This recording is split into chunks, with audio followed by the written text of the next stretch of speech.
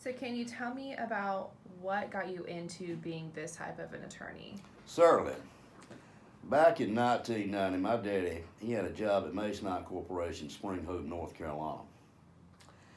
He was a manual laborer and his back had been bothering him. And he had borrowed some money to take us to Disney World and hopefully his back would get better.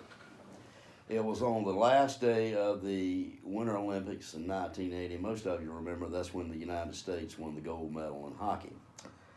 We had the car packed, ready to travel, his old Volkswagen. He got off the couch at 9 o'clock that night, and the disc ruptured in his back. He beat the floor until he could no longer feel his legs. The next day, my uncle came over, and they went back to Wilson Memorial Hospital. That night, they went to Wilson Memorial Hospital. They sent him home despite the fact he could not walk, despite the fact he could not urinate. The next day, my uncle came over. They went back to Wilson Memorial Hospital. I think at that time they realized they had made an error. He was transported to Greenville, North Carolina. Dr. John Leonard, neurosurgeon, operated on him.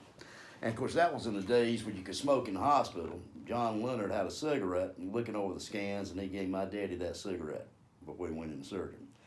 My daddy was 34, I was 11, my brother was 3. My father never walked another step. I have never forgotten it.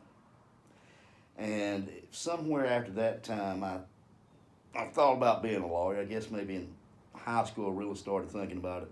I still remember Daddy when he dropped me off at Campbell University in 1986 he said, "Boy, you got one shot." I was the first, and I suspect only member of my family, that particular generation, with a 4-year degree, much less a law degree. Don't make me any better than anybody. I can still swat flies, dig holes, and catch fish. I still have the last manual wheelchair in my personal office that my daddy sat in. The wheelchair never stopped my daddy from doing anything that he wanted. And if I could be just a half a lawyer that he was a man, I'd be one hell of a lawyer.